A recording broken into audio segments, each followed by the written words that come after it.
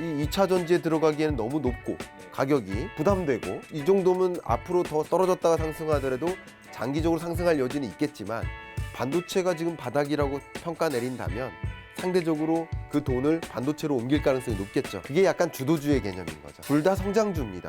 돈이 유입되는 영역이 저는 개인적으로 반도체라고 보고 있고요. 조심스럽습니다만 4월 말에 윤석열 대통령이 미국 방문하지 않습니까? 그 방문 이후로 그리고 우리나라 반도체 기업들도 협의점을 찾아 나갈 거라고 보고 있어요. 주제를 좀 바꿔서 이제 증시 얘기 좀 해볼게요. 네. 그 주식시장 아까 방금 말씀하셨던 것대로 실물 경기보다 먼저 선행해서 네. 이제 증시가 움직였다고 그러시니까 네. 저점을 이제 찍고 반등하는 혹은 박스권에 갇혀 있는 것이라고 볼 수도 있을 것 같은데, 근데 생각보다 증시가 그러니까 경기 침체에 비하면, 네. 그러니까 혹은 경기 침체 우려에 비하면 네. 많이 안 빠졌다. 네. 이렇게 보는 시각도 있는 것 같아요. 글쎄요. 2020년과 잠깐 비교를 해보면 네. 2020년은 대세상승장 아니었습니까? 네. 실물 경제로 보면 근래 경제에서 가장 나빴었던 거예요. 마이너스 0.7% 성장했죠. 우리나라 한국 경제가 예. 역성장했잖아요. 예. 우리 2008년 글로벌 금융위기 때도 역성장하지 않았습니다. 플러스 성장했습니다. IMF 외환 위기 때 역성장했고요. 그때 이후로 25년 만에 역성장이 2020년입니다. 근데 그때 역성장했지만 주가는 올라갔잖아요. 네. 사실 이 주가는요, 경기보다 선행하는 가능성이 높고요. 이게 무슨 말이냐면 2020년 1분기 끝자락, 2분기 초 이때 주가가 많이 무너졌었고요. 2분기부터 주가가 그냥 V자로 반등했었죠. 네. 근데 실물 경제 충격은 20년 3, 4분기에 왔거든요. 생각해 보시면. 왜냐면 그것의 후폭풍이 3, 4분기에 와요. 그러니까 1, 2분기에 주가는 먼저 반등하는 거잖아요. 이런 흐름을 좀 생각해 보실 필요가 있고요. 2023년에 경기 침체가 올 거라는 것은 이상한 일이 아니에요. 그러니까 경기 침체가 이미 온 거예요. 아, 사실은 지금 지금 현재 우리가 경기 침체 국면을 침체를 살아가고 겪고 있다. 있는 거예요. 그러니까 이게 경기 침체인 거예요. 경제 위기로 구분을 하시면 안 되고요. 근데 경기 침체에 선행해서 주가는 반등하는 것이고요. 더 중요한 것은 금리다. 2020년에도 팬데믹 경제 위기 왔었을 때 급격하게 이 완화적 통화 정책으로 전환하려고 연준도 마찬가지, 우리나라도 마찬가지 긴급 소집 회의를 열었죠. 그러니까 정례 회의 말고 FOMC 정례 회의 말고 긴급 소집 회의를 열어서 B컷의 기준금리를 인하하죠. 그리고 얼마 안 있다가 FOMC 회의 정례 회의가 왔고 그때 또 추가적인 금리 인하를 단행하죠. 이럴 때 주가는 V자로 반등하는 거죠. 그러니까 돈 유동성이 풀리느냐 안 풀리느냐를 주목해야 되지, 네. 실물 경제가 지금 침체냐 아니냐를 보지 그러니까요. 말자. 제가 어느 채널에 나와서 금리가 곧 동결되는 시점이 올 것이고 주가는 먼저 반등하는 것이기 때문에 사실 얼마 전에 한 달 전쯤에 제가 전환점이다라는 주가의 전환점이다라는 표현을 했어요. 근데 또 다른 채널에 출연했을 때 그 채널에서는 주가 얘기를 안 물어보셨어요. 경기 침체 얘기만 하셨어요. 그래서 경기 침체 더 격화된다라는 얘기를 했어요. 그게 다른 얘기라는 거죠. 경기와 주가는 다른 거고 경제 위기와 경기 침체는 다른 건데 경제 위기, 경기 침체 다른 거고요. 또 주가 침체는 또 다른 얘기인데 경기 침체는 온다. 경기 침체는 왔다예요. 경기 네. 뭐랄까요? 그 경제 위기까지는 위기가 아니다. 아니죠. 그리고 증시는 이미 그 전에 앞서서 예. 반응했다. 이제 주식시장 얘기를 하다 보면 과거에 이제 우리 서학개미 운동, 네. 동학개미 운동해서 한국 주식 좋아하시는 분들이 있고 미국 네. 주식 좋아하시는 분들이 있단 말이죠. 네. 시장님께서 만약에 이제 지금 이제 주식을 사야 된다는 시점이라고 본다면 네. 어느 시장이 더 매력적입니까? 저는 뭐 양쪽 시장이 특히 미국이 매력적이다, 한국이 매력적이다. 저는 그런 생각까지는 하지 않습니다. 두 시장이 저는 왜냐하면 거시경제적으로 보고 있기 때문에 그러니까 주식 가치를 하나로 보는 거예요. 그러니까 전체 주가라는 지표를 하나의 지표로 보고 금리라는 지표를 하나의 지표로 보고 또 경제 성장률이라는 경기를 보여주는 지표를 하나로 보기 때문에 같이 판단하고 있기 때문에 저는 특정 시장이 더 매력적이다 이렇게 말씀을 드리지 않습니다. 그러나 여러분들께 만약에 실물 경제에 추종하는 ETF를 추천을 많이 드려요. 저는 실물 경제를 보니까. 근데 실물 경제 관점에서 23년에 뚜렷하게 반등하는 나라 권역이 있죠. 그 권역이 신흥개도국들이에요. 특히 아시아 신흥국입니다. 아시아 신흥국이라고 보통 하기도 하고 또 아시아 태평양 지역이라고도 어떤 나라들을 일컫습니까? 그게 주로 말레이시아, 베트남, 필리핀, 인도네시아 네. 이런 아시아 태평양 지역, 주로 동남아 지역. 예, 동남아 지역, 예. 이 동남아 지역들이 23년 경제가 괜찮습니다.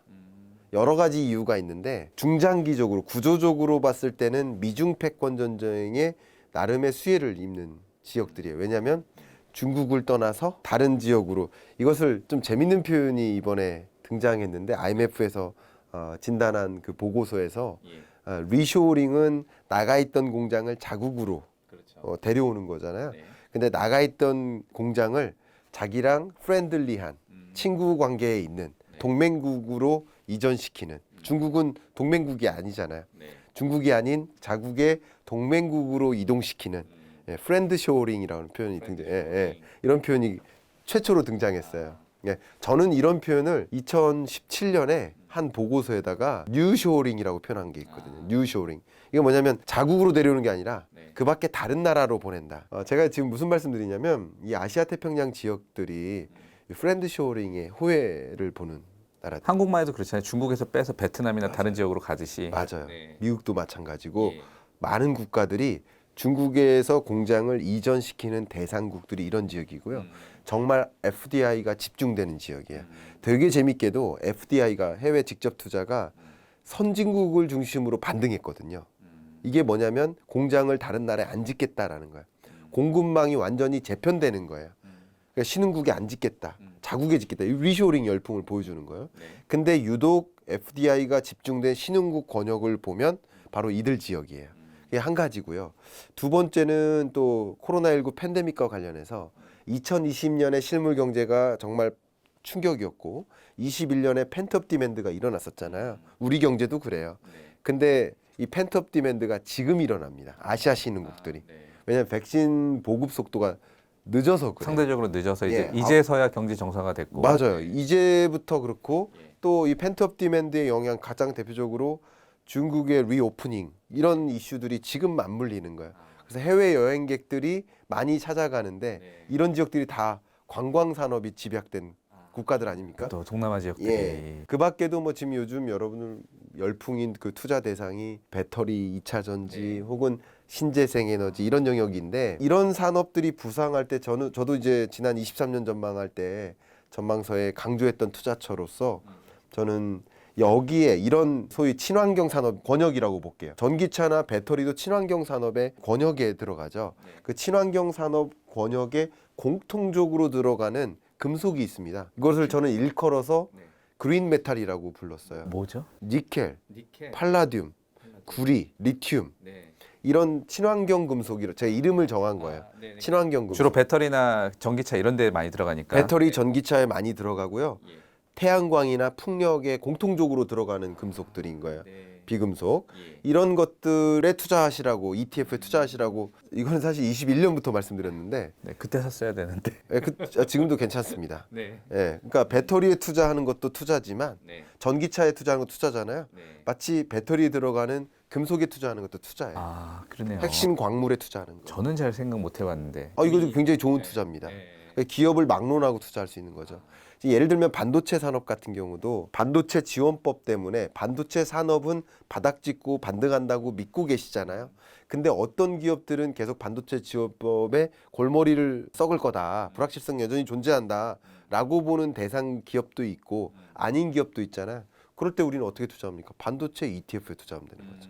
그러니까 그런 식으로 근본적인 것에 투자하는 방법이 있는데 제가 지금 신흥개도국 말씀드리다가 여기까지 왔지만 신흥개도국에 투자하는 것, 신흥국 ETF 앞에 말씀드렸던 그 아시아 신흥국, 특히 이제 동남아시아 신흥국 ETF에 투자하는 것을 이 실물 경제 관점에서는 추천을 드리고 싶습니다. 이런 나라들이 또 재밌게 22년, 23년 가장 중요한 그 숙제, 과제가 고물가, 고금리였는데 고물가의 충격을 덜 받았고 역시 그랬기 때문에 고금리를 상대적으로 덜 단행한 거예요. 고금리를 채택하지 않았어요.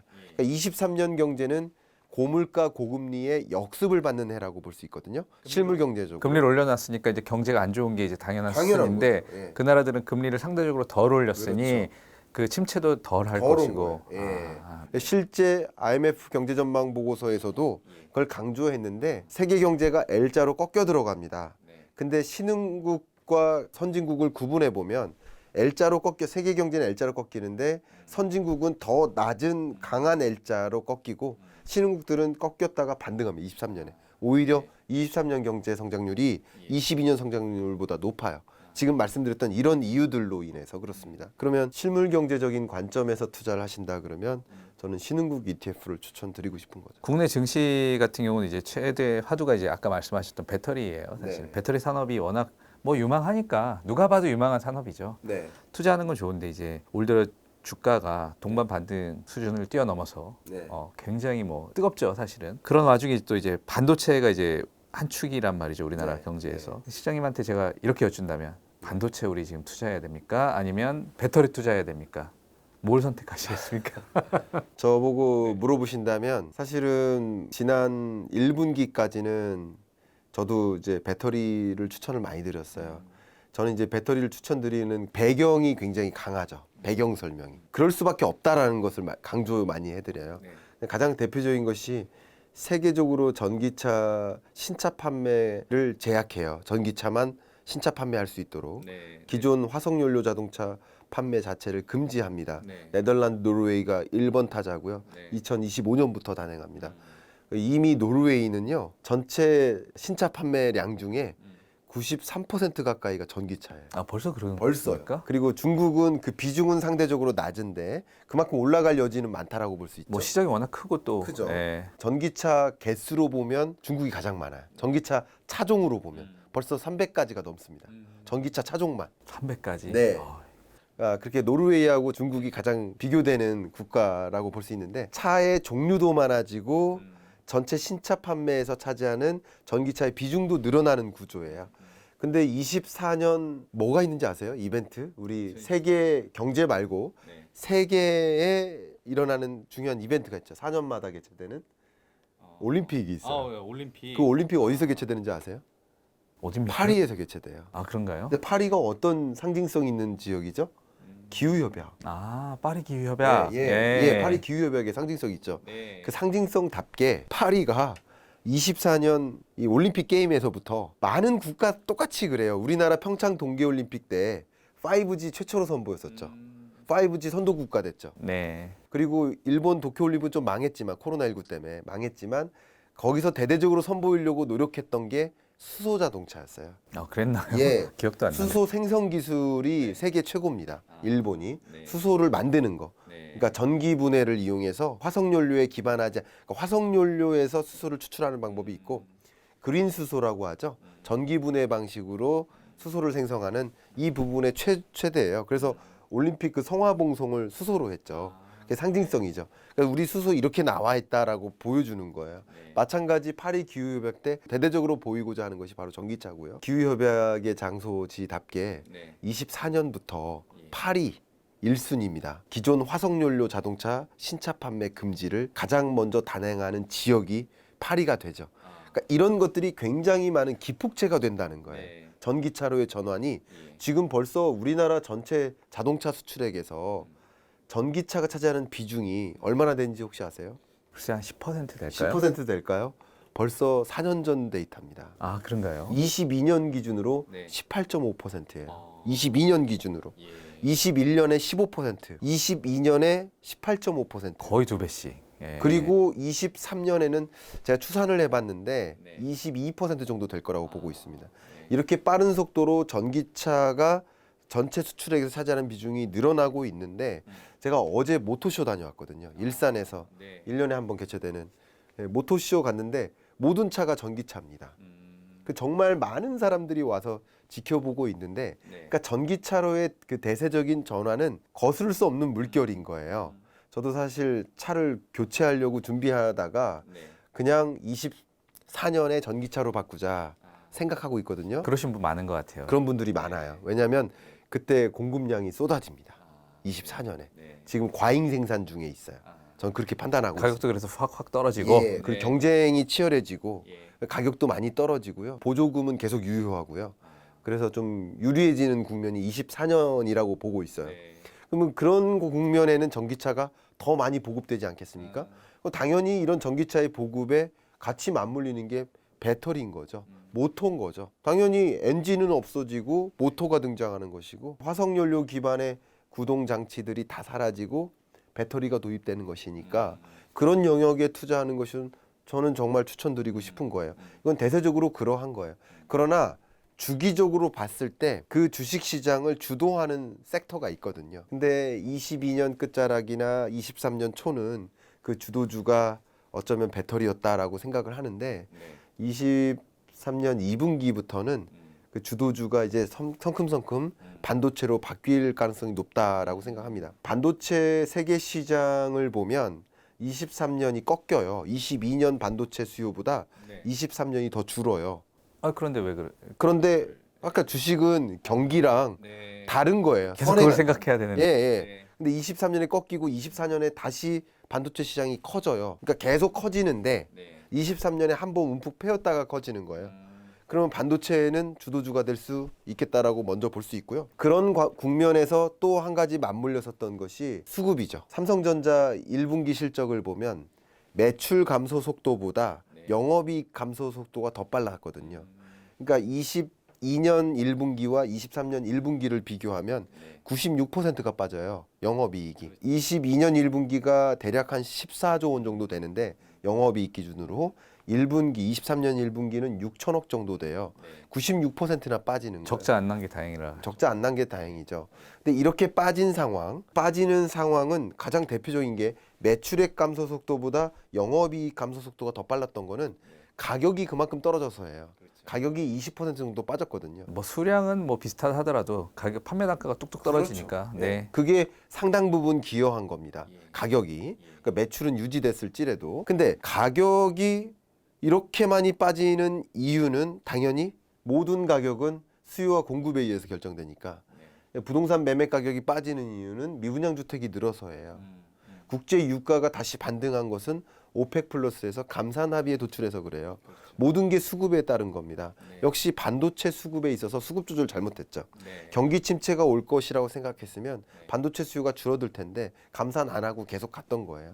근데 이 반도체 재고가 역대급으로 쌓였던 거죠. 21주치가 쌓여 있는데 통상 적정한 재고 수준은 5주치라고 봅니다. 그러니까 상당 기간 거의 1년 정도, 1년은 좀 과한 표현이지만 그냥 운용 안 해도 충분히 그 수요를 충족시킬 만큼의 반도체 재고가 쌓여 있으니까 재고 자산에 대한 평가 손실도 있겠지만 재고 가격 자체가 떨어지는 거예요.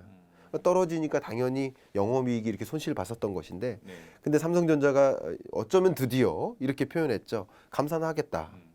정말 의미 있는 수준으로 감산하겠다. 라고까지 표현했죠.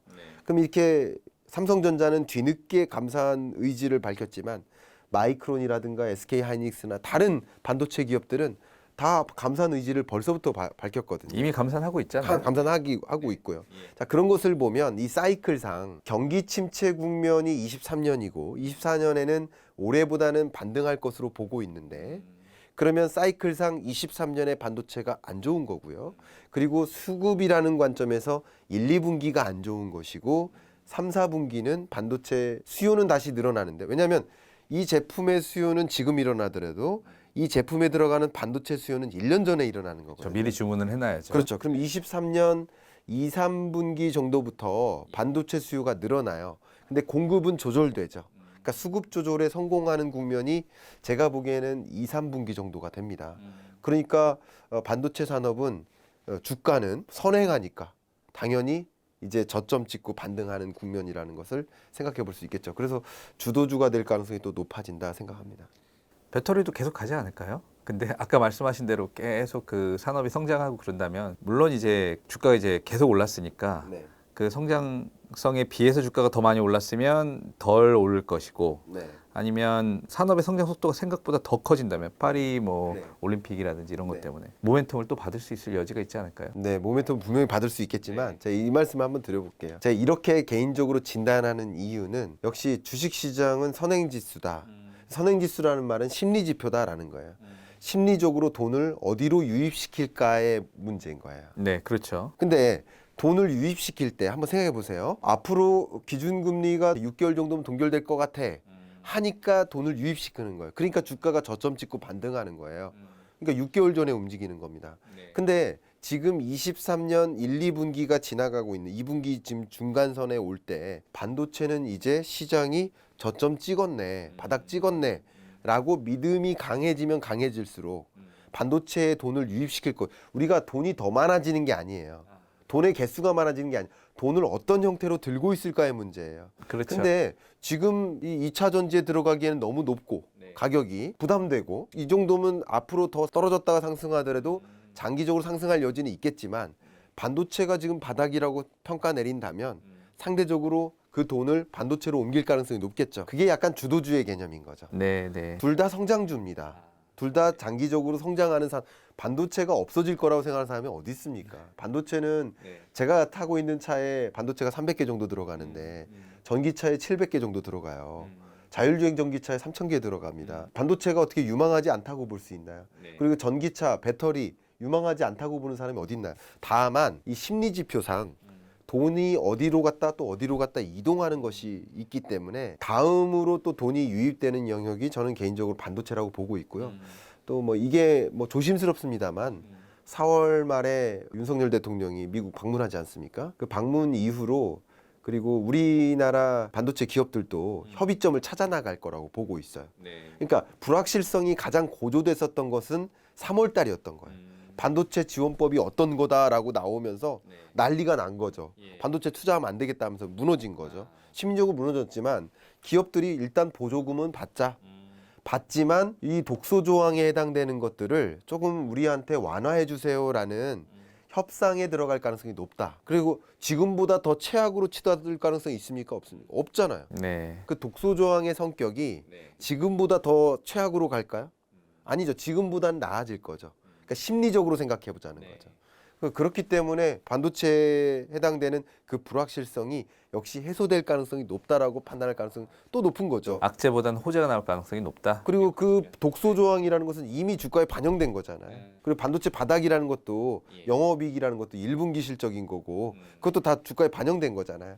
근데 여기서부터 독소 조항이라는 것이 나아질 가능성이 높다든가 뭐 그런 것들이 더 높다고 판단되면 판단될수록 시장에서는 돈을 거기다 유입할 가능성이 높은 거죠. 그 반도체 산업의 성장은 당연히 뭐 예상되고 있고 지금 AI라든지 뭐 반도체 쓰임새가 계속 확장이 되니까요. 근데 이제 삼성전자가 이제 D램 반도체만 갖고 잘할 수 있겠느냐?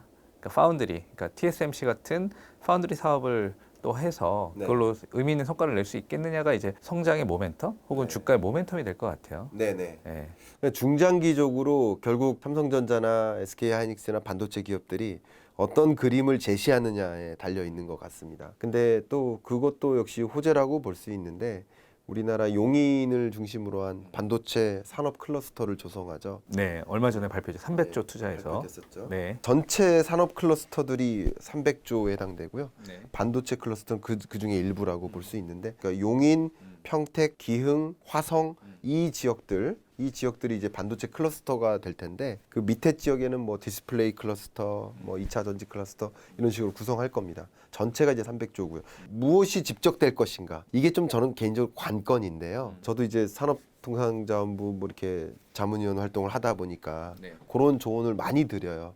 근데 반도체 이 밸류 체인을 보면 우리나라가 잘하고 있는 것이 이 제조인 것이고요. 그리고 파운드리도 좀 잘하지만 반도체 유형별로 보면 D램인 거고요. 메모리 반도체인 거고요. 근데 결국 우리가 해야 될 게 뭐냐면 밸류 체인 상에서 제조 말고 앞단에 있는 설계 영역, 그리고 소재, 부품, 장비 영역 이런 거 우리 다 의존하고 있거든요. 의존하고 있기 때문에 계속 끌려다니는 거예요. 물론 바이든이 한마디 했다고 해서 그럴 수도 있지만 미국을 놓을 수가 없는 게 설계를 다 미국에 의존하고 있는데 그럼 설계 안 준다고 그러면 끝나는 겁니다. 중국과의 경제적인 교류도 중요하지만 반도체 수출도 중요하고 중국에 있는 공장도 중요하지만 아무리 그런다 한들 미국에서 그러면 설계 안 줄래? 라는 식으로 움직여버리면 그럴 일은 있어서는 안 되겠지만 그러니까 우리가 계속 의존적인 거예요. 그렇다고 중국을 결별시킬 수가 없는 게 중국이 각종 소재를 다 들고 있습니다. 왜냐하면 여러분 잘 아시겠지만 중국이 이미부터 아프리카라든가 남미라든가 이 주요 지역에 광산을 다 사요. 그래서 원료를 다 확보하고 있고 이건 2차 전지도 마찬가지입니다. 원료를 이만큼이나 확보하고 있고 그것에 기반한 소재 산업들을 많이 육성시켰어요. 그러니까 그리고 싼 소재를 다른 동남아나 국가나 이런 데서 구할 수 없는 싼 소재를 많이 중국에서 공급하고 있기 때문에 우린 또 그쪽에서 의존하고 있어요. 그러니까 밸류 체인 자체가 미국, 중국과 엮여 있기 때문에 우리가 독립적으로 할 수가 없는 거예요. 그럼 자립성을 가져나가는 그 청사진을 그려야 될 텐데 정부든 우리나라 기업이든 그래서 밸류 체인 전체를 가져가는 노력 잘해야 될 것 같고 말씀하신 대로 메모리 반도체 이외의 시스템 반도체라든가 뭐 인공지능 반도체와 같은 첨단 반도체, 챗 GPT 수요가 엄청나게 늘어나고 있거든요. 그만큼 이 챗 GPT에 들어가는 각종 반도체, 이런 첨단 반도체로의 뭐 한 발 더 도약하는 우리 초격차 전략이죠. 그런 것을 얼마만큼 청사진을 그려내느냐에 따라서 뭐 상대적으로 반도체 투자가 삼성전자에 쏠릴 것인지 다른 또 반도체 기업에 쏠릴 것인지는 결정될 수 있겠다라고 생각합니다. 예, 알겠습니다. 오늘 김광석 시장님 모시고 금리부터 네. 주식시장까지 아주 다양한 분야에 걸쳐서 말씀을 좀 나눠봤습니다. 여러분 투자에 좀 도움이 되셨으면 좋겠습니다. 감사합니다. 감사합니다.